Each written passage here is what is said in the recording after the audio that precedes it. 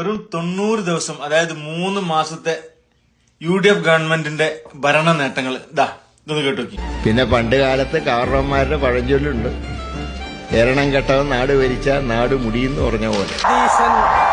Kozhikode medical കോളേജിൽ ഹൃദയ ശസ്ത്രക്രിയ മുടങ്ങിയിട്ട് 1 മാസമാകുമ്പോഴും ആരോഗ്യവകുപ്പ് അധികൃതർ തിരിഞ്ഞു നോക്കുന്നില്ല. UDF സർക്കാർ അധികാരത്തിലെത്തിയതിനു ശേഷം കടമെടുത്തത് 10,400 കോടി രൂപ. ആരോഗ്യ കേന്ദ്രത്തിൽ മൊബൈൽ ഫോൺ വെളിച്ചത്തിൽ ചികിത്സ. കോഴിക്കോട് മെഡിക്കൽ കോളേജിൽ ചികിത്സ നിഷേധിച്ചെന്ന പരാതി. കൊല്ലം പാരിപ്പള്ളി മെഡിക്കൽ കോളേജിലെ സുരക്ഷാ ജീവനക്കാർക്ക് ശമ്പളം ലഭിക്കുന്നില്ല എന്ന് പരാതി. KSRTC ബസിൽ ക്യാൻസർ രോഗികൾക്ക് സൗജന്യ യാത്ര ഒരുക്കുന്ന ഹാപ്പി ലോങ് ലൈഫ് പദ്ധതി നിലച്ചു. തിരുവനന്തപുരത്ത് സർക്കാർ ആശുപത്രിയിൽ രോഗിക്ക് ചികിത്സ നൽകിയത് മൊബൈൽ ഫോണിന്റെ വെളിച്ചത്തിൽ. മലപ്പുറം ചോക്കാട് പഞ്ചായത്തിലെ കുടുംബാരോഗ്യ കേന്ദ്രത്തിൽ ചികിത്സ നൽകുന്നത് മൊബൈൽ ഫോൺ വെളിച്ചത്തിൽ. സംസ്ഥാനത്ത് ഡ്രൈവിംഗ് ലൈസൻസ് നടപടികൾ പൂർണ്ണമായും അവതാളത്തിൽ.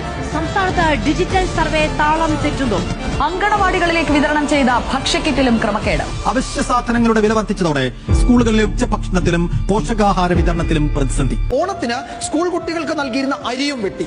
5 കിലോ അരി നൽകിയിരുന്നത് 4 കിലോയാക്കി. പ്രീ പ്രൈമറി മുതൽ 8ാം ക്ലാസ് വരെയുള്ള കുട്ടികൾക്കാണ് അരി നൽകി വരുന്നത്.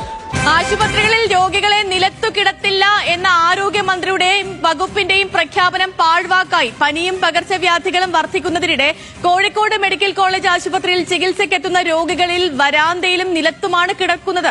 മിനിസ്റ്റർ, കഴിഞ്ഞ സർക്കാരിന്റെ കാലത്ത് ഈ റേഷൻ കടകൾ വഴി നീല വെള്ള കാർഡുകാർക്ക് 10 കിലോ സ്പെഷ്യൽ അരി 10 രൂപ 90 പൈസക്ക് നൽകിയിരുന്നു. പക്ഷെ ഇത്തവണ അത് 26 രൂപയിലേക്ക് എത്തിയിട്ടുണ്ടെന്നാണ് ഞാൻ മനസ്സിലാക്കുന്നത്. അപ്പം ഇത്രയും വലിയൊരു വില കൂട്ടലിനുള്ള കാരണം എന്തായിരുന്നു? ഇനി വേണോ, ഇനി പുഷ്പങ്ങൾ വേണോ, ഇനി വേണോ?